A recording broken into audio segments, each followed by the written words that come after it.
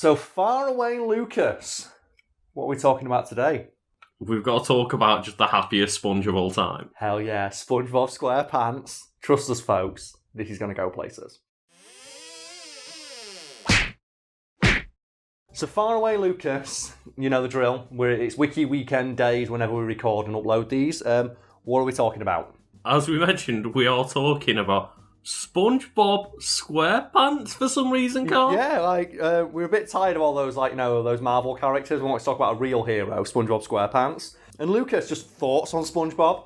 SpongeBob lives in this weird place in my mind of SpongeBob was really refreshing and funny when it came out, but over the years, I've just grown old and cynical and gone oh man, people on the internet won't shut up about SpongeBob. I contend, though, SpongeBob is top-tier entertainment. It is one of the best shows ever made. I will put it up there with, The Simpsons and stuff, at least the early seasons of it. It's early SpongeBob was fucking gold. And I have had the honour of meeting the voice of SpongeBob, Mr. Tom Kenny. Tom Kenny is one of those people, he's a very prolific voice actor, but I guess very few people know what he actually looks like, and I kind of recognised him from across the room. And I knew he was famous because loads of people were crowding around him, but I didn't want to walk over and be like, hey, do I know you? Because that sounds a bit of a dick move. But then he did the voice, the SpongeBob voice. And he did the laugh. I said, what was that? I can't fucking do, but he can, because he gets paid to do it. And I went, it's SpongeBob. And it turns out, because he was nice enough to stand there and have a conversation with me, he was calling someone's kid up as SpongeBob, something he does all the time. Oh, that's so cute. Yeah, he calls people's kids up as SpongeBob, and it's what a nice dude. And he stopped for a photo with me. It's fucking Tom Kenny. Yes, SpongeBob is awesome. Anyway, we'll start as we often do at the beginning with the biographical information of today's subject. And we have here, name, Spongebob Squarepants. General information, residence, 124 Conch Street, Bikini Bottom in the Pacific Ocean. Occupation, the Krusty Krab fry cook, occasional cashier, waiter and janitor, manager of the Krusty Krab 2. Didn't they do that in the... I think that's the SpongeBob movie, isn't there? Oh, is it? It's he opens up another restaurant called the Krusty Krab 2 and puts it right next door. Education, currently in Mrs. Puff's boating school, Bikini Bottom school during childhood and high school. Physical appearance, gender, male, colour, light yellow, eye colour, light blue. Classification, sea sponge, Aplycina fistularis. I hope I pronounced that correctly. Connections, pets, Gary the Snail and Shelley the Scallop. Employer, Eugene Krabs. Lucas, would you like to hear a quote from SpongeBob before we continue? Yeah. I'm ready. Do you know what that is? I'm ready. That's a Smash Bros quote, isn't it? That's like when we play Smash Bros and you get the before round taunt. It's just bring the pain. Out of all of the non-video game related character suggestions I've heard, SpongeBob might be the only one I'd actually be prepared for. Oh yeah, because he's got all those super secret top tier games related to him. Didn't they remaster a SpongeBob game out of nowhere and put it in 4K or some shit? No, they didn't remaster it, Karl. They rehydrated it. Shut up. You can't do that. You can't do that when I'm about to take a sip. Anyway, biography. According to his driver's license in the episode produced around December 1999, SpongeBob Squarepants was born on July 14th, 1986. If episodes, air dates and production correlated with times to an episode, this will make him 13 years old at the time of the episode's airing. His license is again seen with his birth date in no free rides, but all further appearances of it remove the birth date. He celebrates 4 respective unspecified birthdays in 4 different episodes. He nearly reveals his age, but he's narrowly cut off by the episode's ending, making it a mystery. Stephen Hillenburg, series creator, once joked that SpongeBob is 50 in Sponge years. He says that this was obviously a joke and his age has never been officially confirmed. Oh god, there's so much fucking stuff on this biography. And I don't think we need to explain to people who SpongeBob is, because he's probably one of the most recognisable characters we've ever covered on this show. Even if it's just from the fucking memes. Yeah, you know who SpongeBob is. And folks at home who maybe have seen a couple of these episodes before, I'm probably thinking, why are you talking about SpongeBob though? Well, the reason why is because one of the sections on this wiki entry is simply abilities and talents. So, Lucas, would you like to hear the abilities and talents of Mr. Spongebob Squarepants? I really would, yeah. SpongeBob has been shown to have numerous extraordinary abilities and attributes throughout the series, including, but not limited to, absorbency. Being a sponge, he is very absorbent and can expand his body by absorbing liquids. Sometimes when he cries, he reabsorbs his tears. Boneless. SpongeBob is usually shown to be boneless since sea sponges are invertebrates. However, in some episodes, such as I Had an Accident, bones are shown on his x-ray. He also has bones when his skin is ripped off in Atlantis, Squarepants and Splinter. He can also squeeze through and fit inside things many times smaller than himself.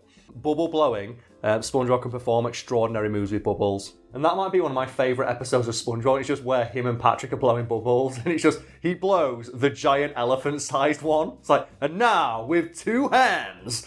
And just blows the giant bubbles like, it's a giraffe, and it flies through Squidward's window.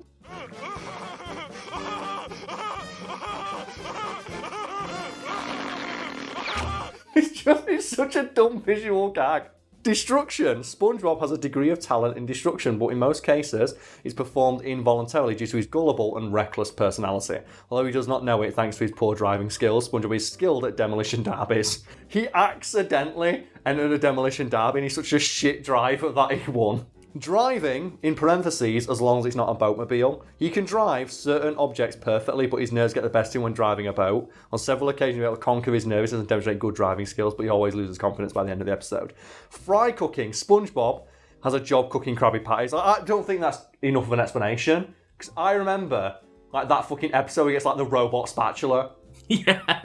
And, like, he is beyond. Like, he is a god tier fry cook.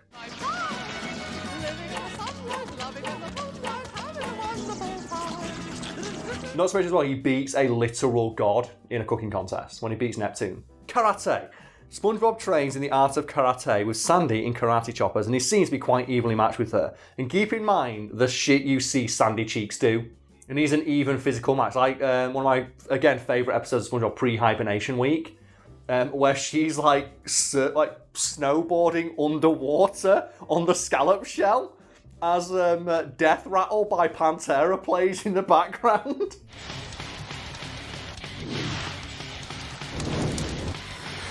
Limb range. Like most characters in the series, he can stretch his body to an unusual extent, like the end of Space Jam. Regeneration. It is shown that he can quickly regenerate any and all parts of his body that are injured or removed, as this is a natural feat for real sponges. So he can't be damaged in any long-term fashion, Lucas. That's a real thing about sponges. If you got a sponge and passed it through a sieve, that sponge would reform itself. Really? Yeah, and they've tested this in laboratory conditions, and they've put sea sponges into blenders, blended the sea sponge, and then put it into a tank, and then it reforms like a day later. I kind of feel really uncomfortable about that. I feel like the sponges don't want to be blended, Karl. But at the same time, they have no central nervous system, so they feel no pain. So they feel no pain and are impossible to kill via conventional means. And it knows karate. Enhanced reflexes? SpongeBob possesses faster than lightning reflexes, being able to react to dangers instantly. Hence, SpongeBob can dodge and react to projectiles and enemy attacks, moving at high speeds. Examples include arrows, shockwaves, bullets, lightning, and lasers, which move at light speed. What? Additionally, SpongeBob's sharp reflexes allow him to react to attacks outside his field of vision. So, Lucas, could Batman beat SpongeBob? I think not. Apparently not, because he's unkillable and untouchable. Stamina and endurance. In games such as Battle for Bikini Bottom and Plankton's Robotic Revenge, SpongeBob has demonstrated very high stamina, capable of exerting himself at peak performance for several hours without any sign of fatigue. He is extremely durable, surviving life-threatening situations multiple times, mostly likely due to his soft and flexible body. He has survived multiple traffic collisions, getting caught in the crossfire from all angles by an army of Plankton robots, withstood the force of an entire building collapse and been struck by opponents with super strength. Additionally, SpongeBob has on more than one occasion survived impacts from extreme heights and withstood the force of a nuclear explosion, being struck by fire, electricity, lightning, and being frozen in ice. Oh my god. And apparently those games are canon, so that's all stuff SpongeBob can do. And he knows karate. Super speed. As the Quickster, he is able to move incredibly fast, although he's certainly able to run faster than Patrick when he's about to tell Mr. Krabs in Sailor Mouth, and Squidward when he's about to chase SpongeBob out of pizza in Pizza Delivery. Teleportation. SpongeBob is capable of teleporting in various episodes.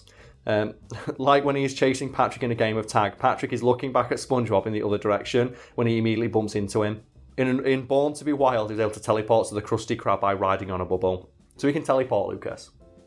That's the thing. Genuinely starting to think we need to put him in, like, a battle scenario against comic book characters. Well, it's like Bugs Bunny logic, isn't it? Bugs Bunny realistically is one of the strongest fictional characters of all time because he can break the rules of reality in the universe that he exists in. It's like nobody beats Looney Tunes logic. You can't defeat it. It's why you get that great quote from, I forget the name of the guy now, but the guy who basically invented and wrote all the Bugs Bunny cartoons. When they asked him, so what do you think about Space Jam when it sucks? What do you mean it sucks? Like, it took an hour and a half to fix a problem Bugs Bunny could have solved in 5 minutes. Because that's how fucking good, like, Looney Tunes logic is unbeatable, and I think it's the same with SpongeBob logic. Sneaking. SpongeBob can be very sneaky. Okay. Levitate. SpongeBob can levitate infinitely. No explanation or episode listed. So it must be an ability that all true fans know SpongeBob can levitate. Of course. Climbing. SpongeBob can climb. Do you need to climb if you can levitate? Singing and nose playing. SpongeBob is shown to possess a fantastic singing voice and be able to use his nose as a flute. That's where you get, like, is it the Sweet Victory, isn't it? Just that legendary SpongeBob moment where there's like the Sweet Victory plays and he sings the perfect recreation of the original song. Whistling. SpongeBob can whistle due to a gap in his buck teeth. Comedy. SpongeBob can do comedy very well, and he's very good at telling jokes. Ventriloquism. So that puts him in league with Superman, who also is good at ventriloquism. SpongeBob can play around with a mini Squidward. Magic tricks. He's talented at magic. Ice skating. He's a talented ice skater and rollerblader by extension. Guitar playing. He can play a guitar incredibly well. Such as, the Goofy Goober song in the movie, where he plays like a fucking Eddie Van Halen solo while firing lasers out of the guitar. The guitar, I think, has like 2 strings. So he's playing a 6-string guitar song on a guitar with 2 strings. What a hero. Body part changing. He can change his body parts into objects as well as shape-shifting into any form he desires. Multilingual. In the episode Soldy, SpongeBob is shown to be able to speak fluent German. Survival skills. To save a squirrel, SpongeBob and Patrick almost eat each other to survive. Eventually they're saved by Sandy and no longer have to resort to desperate measures. Oh my god, so that basically confirms that SpongeBob will eat his best friend in order to survive. In order to get a few more sweet seconds of existence. Weaknesses. Believe it or not, folks at home, SpongeBob does have weaknesses. Lack of physical strength. Due to his physiology, SpongeBob's natural physical strength appears to be below average. Again, a really great visual gag in SpongeBob is like his morning routine where he's like lifting weights and it's the 2 stuffed animals on a barbell.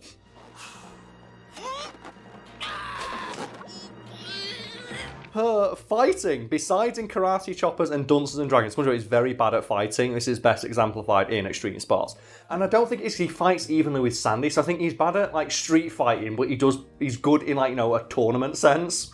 Put him in a karate tournament, he'd be alright. But, like, fighting on the street, you might beat him hand to hand. But then again, he's invincible, so fuck it. Cowardice. SpongeBob often lacks the willpower to stand up for himself. Even his arch nemesis Plankton points this out in Walking Small, when beachgoers were literally walking all over SpongeBob. I love we do episodes like this, and we say it jokingly all the time, but, like, could SpongeBob beat Batman? Or at very least, Batman can't beat SpongeBob. Yeah, he'd be able to sit there. Because, it says, like, one of the bits of trivia that it just says, in reality, sponges can live for, many hundreds of years under the right conditions. So you can just outlive Batman. Yeah, if Batman can't kill him, then I guess SpongeBob just wins the battle of attrition. Yeah, he wins by default. And the reason we mention this is because, Lucas, yesterday you told me about an amazing spicy take you saw that put me on my fucking ass, and please share it with the audience to end on. Yeah, I just saw on Twitter somebody asking the question, could Batman beat Wanda, as in like the Scarlet Witch, if he had enough prep time? It's like, we've covered Wanda in a previous episode of this show, and we were legit stunned by the amount of power she has. And it's like to the point where she is like, the nexus point of an entire aspect of reality and all of existence itself. It's like, but could this guy who can do backflips really well beat you in a fist fight? She could start the fight and will him out of existence.